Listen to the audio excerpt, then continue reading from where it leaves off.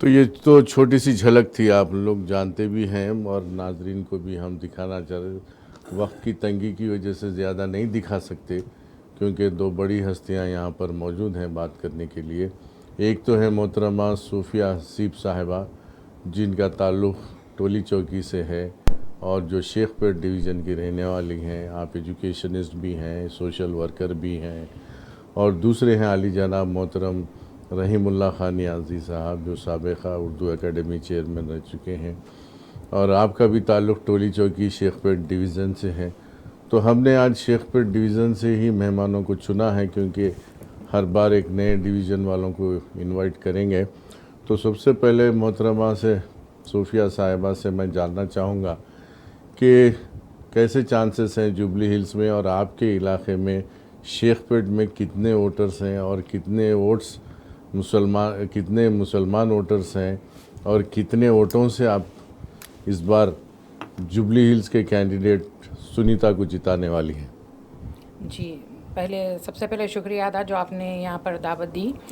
Jubilee hills का सबसे important division है शेखपेट डिवीज़न, जहाँ पे आपको मिक्सचर ऑफ कम्युनिटी मिलेगा, जहाँ पर आपको हिंदू वोट्स, मुसलमान वोट्स प्लस लोग जो बिलो द पॉवर्टी लाइन है और जो एनआरआईज है और जो एजुकेटेड लोग हैं। तो ये सारा एक मिक्सचर है जो शेखपेट में नज़र आएगा आपको। और शेखपेट में ऑलमोस्ट लाइक 52 कॉलोनीज़ है, जिसमें आपको तकरीबन 50,000 वोट्स रहेंगे। और आने का जो मौसम है, बारिश का जो मौसम आया हुआ है, उस पर तो लोग काफ़ी नाराज़ है। इससे पहले जब हैदराबाद में फ्लड्स आए थे, हमारी केसीआर की गवर्नमेंट ने ऐलान किया था कि जिसके घर डूब गए हैं, जिसके घरों में पानी आ गया है, उनको 10-10 हज़ार रुपये देंगे। केटीआर साहब खुद आए थे इंस्पेक्शन के लिए, खुद आकर सबको पैसे इन कैश हाथ में दे कर गए हैं। अब तो गवर्नमेंट को कोई दिलचस्पी नहीं है किसके घर पानी आया, किसके घर डूब गए, किसके पास क्या हो गया। इनको सिवाय अपने फेक प्रोमिसेस के, सिवाय अपने ढकोसलों के बातों के और कुछ है नहीं। तो आवाम वैसे भी नाराज़ है। और जैसे अब जुबली हिल्स के बाई पोल्स आए, तो उस आवाम का जो गुस्सा है वो यकीनन वोटिंग में नज़र आएगा, जो एक तरफा वोट पड़ेंगे बीआरएस की तरफ। और जैसा हमारे गोपीनाथ साहब नहीं रहे अब, तो उनकी वाइफ को टिकट दिया गया है, सुनीता मैडम को। तो ऑफकोर्स एक इमोशनल अटैचमेंट भी है पार्टी से और एक लॉजिकल अटैचमेंट भी है, जिससे आप देखेंगे कि लोग कितने नाखुश है हर चीज़ में। देखिए आप, सिवाय झूठे वादों के, सिवाय झूठे एलिगेशंस के, सिवाय झूठे जो ख्वाब दिखा रहे हैं, उन सब का अंजाम आपको ज़रूर वोटिंग में नज़र आएगा आपको। जी, नियाज़ी साहब, आपका क्या इरादा है, आप क्या कहना चाहेंगे? आप बरसों से टोली चौकी में रहते हैं जी कई बरसों से। जी तो पहले तेलुगु देशम, फिर उसके बाद बीआरएस। तो अब ऐसा लगता है परमानेंट बीआरएस की कॉन्स्टिट्यूंसी हो गई है। तो कितने वोटों से जीतेंगे? देखिए, मैं एक शेर के साथ अपनी बात कहूँगा कि हज़ारों साल नरगिस अपनी बेनूरी पे रोती है, हज़ारों साल नरगिस अपनी बेनूरी पे रोती है, बड़ी मुश्किल से होता है चमन में दीदावर पैदा। और आज आवाम में इतना शऊर बेदार हो चुका है कि आवाम बहुत करीब से देख रहे हैं कि 22 महीने की कांग्रेस की बुलडोज़र हुकूमत ने हमें क्या दिया, ये गौर व फिक्र कर रही है आवाम। और फिर ये भी देख रही है कि 10 साला केसीआर साहब की हुकूमत के दौर में हमारा डेवलपमेंट कैसा था। और आज मुझे ये कहना है कि हल्क़े असेंबली जुबली हिल्स यकीनन बीआरएस पार्टी का गढ़ रहा है। 3 मरतबा माकंटी गोपीनाथ ने वहाँ से शानदार कामयाबी हासिल की थी। और यहाँ तक के हिंदुस्तान के क्रिकेट के कैप्टन को हमने 17,000 वोटों से शिकस्त दी थी गुज़िश्ता इलेक्शन में। माकंटी गोपीनाथ यकीनन एक सेक्युलर और डायनामिक एमएलए थे हमारे। लेकिन आज खुशकिस्मत हैं जुबली हिल्स के राय दहिंदे वोटर्स। और ये आपको मैं बता दूं, 1,30,000 मुस्लिम वोटर्स हैं। डिसाइडिंग फैक्टर हैं मुस्लिम वोट्स आज जुबली हिल्स में। और आज सारे तेलंगाना के 119 हल्के जात की आवाम जो है जुबली हिल्स को देख रहे हैं, आखिर रिजल्ट क्या होगा। तो दुनिया जानती है, सभी देख रहे हैं कि आज जो है 22 महीने से जो कांग्रेस की जो बुलडोजर गवर्नमेंट चल रही है, उसका जवाब देने का सही मौका जुबली हिल्स है।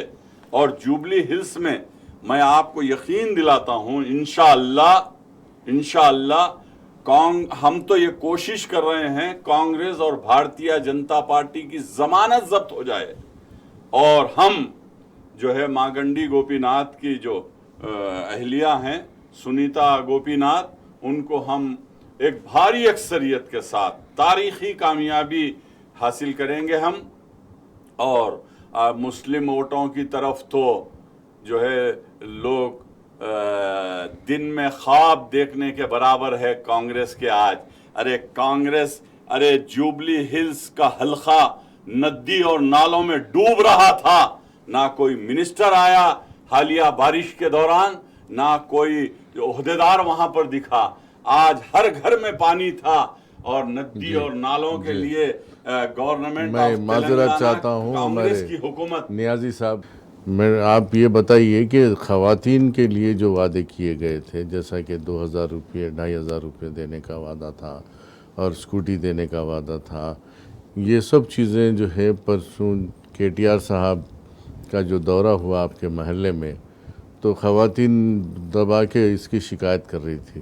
ज़रा उस पर रोशनी डालिए कि कितना बाकी है, कितने वादे पूरे हुए, कितने, और ख़वातीन के बिलखुसूस। जी बिल्कुल, जैसा कि सबसे पहली बात तो 2500 देने का वादा किए थे, उसके साथ स्कूटी देने का वादा किए थे, उसके साथ जैसा KCR साहब का शादी मुबारक स्कीम जो माइनॉरिटीज़ का एक अपलिफ्टमेंट प्रोग्राम था, जिससे लोग बच्चों की शादी भी बहुत आसानी से करके और वो पैसों से बच्चों को पढ़ा भी ले रहे थे, वो सब रोक दिए। और उसके ऊपर उन्होंने तो 1 तोला सोना देने का भी वादा किए थे। तो ये तमाम चीज़ों के लिए जो औरतें हैं जिनसे KTR साहब ने मिले, एक लेडी बता रही थी गैस का क्या है। गैस का देखिए, गैस का बोले थे सिलेंडर जो 1000 का था अब 500 में करेंगे, तो 1000 का जो सिलेंडर था 500 करके उसकी क्वांटिटी भी कम कर दी। तो ये तो एक, जैसा मैंने कहा है, सिर्फ fake and false allegations and false promises है। जैसा उन्होंने खुद कहा है कि 420 हैदराबादी लैंग्वेज में 420 यानी जो चोर उचक्के हैं उनको बोलते हैं 420। तो उनके प्रोमिसेस ही यही है कि 420 यानी सब झूठ, उसके अलावा और कुछ नहीं है। जैसा लोग बोलते हैं गीता पे हाथ रख के सच कहेंगे, ये तो प्रोमिसेस पे हाथ रख के बोले कि हम सिवाय झूठ के और कुछ कहे ना हम कुछ देंगे। तो औरतों में तो काफ़ी गुस्सा है इस बात का। जैसा हर जगह देखें, यहाँ फ्री बसेस करके हासिल क्या हुआ? औरतों के सिवाय लड़ने झगड़ने के आपको तो कभी ऐसे विजुअल्स नज़र नहीं आए होंगे। पहले ज़माने में जब टैंकर्स आते थे, जब लोग लड़ते थे टैंक से पानी भरने के लिए, अब वो हालात आपको बस में है कि लोग एक दूसरे के, औरतें ख़ास तौर पे, एक ऐब एक शर्म की चीज़ है कि औरतें लड़ें। जब आप फ्री बसेस करें, उससे अच्छा तो आप कोई और अच्छी स्कीम निकालते जिससे औरतों को कम से कम एजुकेशन का, कम से कम एम्प्लॉयमेंट का, या कम से कम कुछ और जिससे उनको फ़ायदा होता है। फ्री बसेस करके आपने तो किसी का फ़ायदा किया नहीं, उल्टा सबका नुकसान ही हुआ। और जो प्रोमिसेस पे प्रोमिसेस करते गए हैं, जैसा माइनॉरिटी की ख़ास तौर पे बात करूं, 20 लाख स्कॉलरशिप कोई दुनिया में कोई एक लीडर ने आज तक कभी ये दिया नहीं जो KCR साहब ने दिया है बच्चों को पढ़ाने का। एक एजुकेटेड लीडर ही एक एजुकेशन को इम्प्रोवाइज एंड इम्प्रूव करता है। तो एजुकेशन पे जब आप फोकस नहीं करेंगे, आप ज़ईफ़ खातून आपको देखे होंगे, ज़ईफ़ खातून बता रही थी कि उनको आसरा पेंशन 4000 देते बोले थे, कुछ नहीं, 2000 भी बराबर नहीं मिल रहा। किसी को आ रही नहीं, आ रही भी तो किस्तों में आ रही है, 500, 1000, 2000। तो ऐसे में क्या फ़ायदा होगा? आवाम को जब पेंशन या स्कीम्स के आप दावा करते हैं तो उनको एक आस रहती है, एक उम्मीद रहती है कि हम ये पैसों से कुछ करेंगे, ये पैसों से हमारा घर चलेगा, या पैसों से हमारे को कुछ सेल्फ सफिशिएंट बनेंगे। अगर आप ऐसा धोखा दे के, झूठ बोल के लोगों को सिर्फ आस में दिलाएं, आप 22 मंथ्स तो सिर्फ आस में चले गए। चाहे वो मूसिफिकेशन की आस रहो, लोगों को बेघर कर दे के डिमोलिशन कर दो आप घरों को, हाइड्रा ला लिया, आप हर वो काम करे हैं जो तारीख में हैदराबाद या तेलंगाना में कभी किसी ने किया ना, कभी कोई गवर्नमेंट ने किया। आप आके कांग्रेस की जगह कंस्ट्रक्टिव पॉलिसी या कंस्ट्रक्टिव पॉलिटिक्स की जगह सिवाय डिस्ट्रक्शन के आपने ना कुछ दिया है आवाम को, सिवाय झूठ फरेब के आपने कुछ दिया नहीं। तो अब इलेक्शंस में आपको तो उसका मुकाबला और उसका तो मुंह तोड़ जवाब मिलना ही मिलना है कि आपको वोट तो कोई देने से रहा बीआरएस जो काम करती है वो तो चीख चीख के सारी दुनिया को बताने की भी ज़रूरत नहीं है, दुनिया देख रही है जिस तरह से हैदराबाद का डेवलपमेंट हुआ है, जिस तरह से आईटी बूम हुआ है, इंफ्रास्ट्रक्चर लीजिए, डेवलपमेंट लीजिए, एजुकेशन लीजिए आप, तो इन तमाम चीज़ों पे तो लोग तवज्जो देंगे। कितना जी। दिन आप लोगों को बेवकूफ़ बनाएंगे, मेरा ये सवाल है। नाज़रीन, आपका फिर एक बार खैर मकदम है इस खुसूसी प्रोग्राम जुबली हिल्स के दंगल में। हमारे साथ मौजूद है आली जनाब मोहतरम रहीमुल्लाह खान नियाज़ी साहब और मोहतरमा सूफिया हसीब साहिबा, दोनों का ताल्लुक़ टोली चौकी शेखपेट डिवीज़न से है जो जुबली हिल्स का एक हिस्सा है, और ये दोनों वहाँ के वोटर्स भी हैं और टीआरएस पार्टी के सरकर्दा कायदीन भी हैं। नियाज़ी साहब, आखिरी में बताइए कि कैसा लग रहा है आपको, एमा और मौजूनीन के साथ तक नाइंसाफ़ी हो रही है। उनको 12,000 रुपये देने का वादा किया गया था, लेकिन 5,000 भी बराबर नहीं दिए जा रहे। मैं आखिर में एक ही बात कहूँगा, मैं हल्का असम्बली जुबली हिल्स के तमाम मुसलमान राय दहिंदों से यही अपील करूँगा, तुम बादशाह नहीं हैं लेकिन बादशाह घर का मौकूफ रखते हैं। 33% मुस्लिम वोट्स हैं। जी जी, 33%। 1,30,000 मुस्लिम वोट्स हैं और डिसाइडिंग फैक्टर हैं। मैं मुसलमानों से यही अपील करूंगा कि आप घरों से निकलें, ज़्यादा से ज़्यादा पोलिंग करें बढ़ाएं और अपना वोटिंग का परसेंटेज बढ़ाएं, ये ज़रूरी है। छुट्टी ना और समझें। ये बेहतरीन मौका है कि आप बतला दें कांग्रेस की बुलडोज़र हुकूमत को कि 22 महीने से हमें एक जो है धोखा और फरेब देकर, हथेली में जन्नत दिखाकर बहलाया जा रहा है। और मैं ये बात कहूँगा क़य्यूम भाई कि तारीख़ की आंखों ने वो दौर भी देखा है, तारीख़ की आंखों ने वो दौर आपने भी तो देखा कई है। गवर्नमेंट देखे हैं। लम्हों ने ख़ता की थी, सदियों ने सज़ा पाई। और यही 2023 के नवंबर के इलेक्शन में रेवंत रेड्डी ने मुसलमानों को धोखा देकर, फरेब देकर, हथेली में जन्नत दिखाकर कामयाबी तो हासिल कर ली, लेकिन 22 महीने से भारतीय जनता पार्टी के एजेंडे को इम्प्लीमेंट किया जा रहा है तेलंगाना में। और उसकी जिंदा मिसाल ये है कि हालिया वक्फ अमेंडमेंट जो कानून आया है, वक्फ तरमीमी कानून, और वो सारे हिंदुस्तान में कहीं पर भी इम्प्लीमेंट नहीं हुआ, लेकिन तेलंगाना में इम्प्लीमेंट हुआ क्योंकि बड़े भाई का हुक्म था। बड़े भाई छोटे भाई यानी भारतीय जनता पार्टी और कांग्रेस एक ही चोली और दामन के साथ हैं, एक ही सिक्के के दो रुख हैं। मुसलमानों, मैं यही अपील करूंगा, पहचानो, रेवंत रेड्डी को पहचानो, ये मेरी अपील है। और तुमने 22 महीने से तुम्हारी कैबिनेट में मुस्लिम मिनिस्टर नहीं है, हाइड्रा के नाम पर मुसलमानों को तुमने बेघर कर दिया, मूसी रिवर डेवलपमेंट कारपोरेशन के नाम पर हजारों मुसलमानों को तुमने सर से उनका छत छीन लिया। और जो है मैं आपको बताऊं, 6 गारंटी माइनॉरिटी डिक्लेरेशन एक धोखा और फरेब। कोई माइनॉरिटीज वेलफेयर बजट नहीं है कि केसीआर साहब के हुकूमत पर हम नजर डालते हैं तो मुसलमानों को 12,780 करोड़ रुपए मुसलमानों को बजट दिया गया था। आज सारे हिंदुस्तान में एक तारीखी बजट केसीआर साहब का था। केसीआर एक सेक्युलर कायद का नाम है, केसीआर गरीबों का मसीहा है, केसीआर तेलंगाना का महात्मा है, केसीआर तेलंगाना के गांधी हैं। और आज केटीआर साहब कल ही शेखपेट के डिवीजन में हाजिर हुए थे और जो है कांग्रेस बाकी कार्ड जो है तकसीम किए गए कि हजारों जो है मर्द व खवातीन, बुजुर्ग, यहाँ तक के मासूम बच्चे भी संडे होने के बावजूद जो है वालेहाना खैर मकदम किए। क्यों किए? कि आज कांग्रेस के जुल्म और सितम से जो है मुसलमान नाराज हैं। क़य्यूम भाई, मुसलमान नाराज हैं। सिर्फ इलेक्शन की तारीख जो है आएगी तो हम जुबली हिल्स में बताएंगे। इंशाअल्लाह 100% पोलिंग होगी और कांग्रेस और बीजेपी को हम सबक सिखाएंगे।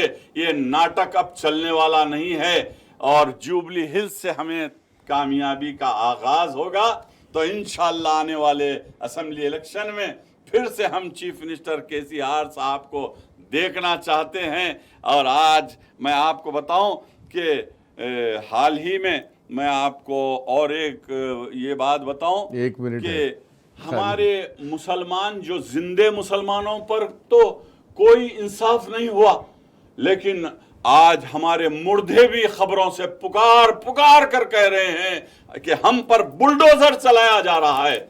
आज कांग्रेस की हुकूमत खबरस्तानों पर, ग्रेवयार्ड पर, जिसकी मिसाल कोड़ंगल में है, आशुर खानों को मुनहदम कर दिया गया, दरगाहों को मुनहदम कर दिया गया, खबरस्तान पर बुलडोजर चला दिया गया कि जिंदों के साथ तो तुम इंसाफ नहीं करे, लेकिन तुम्हारी दुश्मन पॉलिसी ये है कि तुम बीजेपी के और योगी आदित्यनाथ के एजेंडे को इंप्लीमेंट कर रहे हो। हमारे मरहुमीन भी पुकार पुकार कर रहे हैं, कह रहे हैं केटीआर हमें बचाओ, केसीआर हमें बचाओ, हरीश राव हमें बचाओ, क्योंकि तुम ही बचा सकते हैं इस बुलडोजर की हुकूमत से।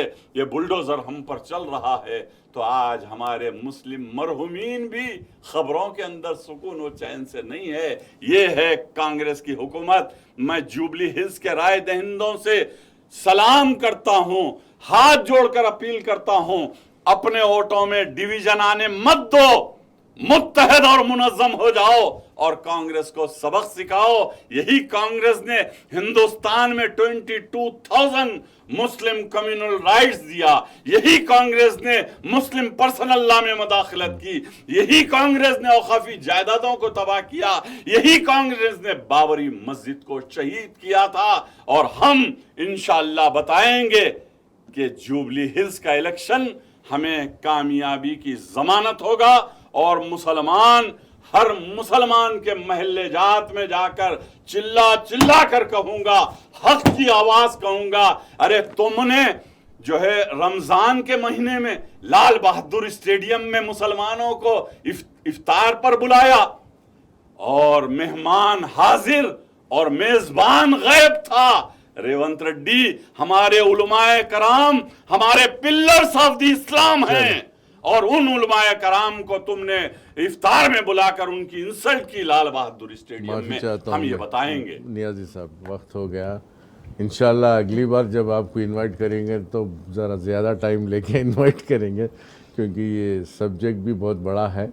और तो नाजरीन, अब दीजिए इजाज़त क़य्यूम अनवर को। आपकी तरफ से, टी न्यूज़ की तरफ से मैं रहीमुल्लाह खान नियाज़ी साहब और सूफिया मैडम का तहे दिल से शुक्रिया अदा करता हूँ। मिलते हैं अगले प्रोग्राम में। देखते रहिए टी न्यूज़, तेलंगाना की दिल की धड़कन। खुदा हाफिज़।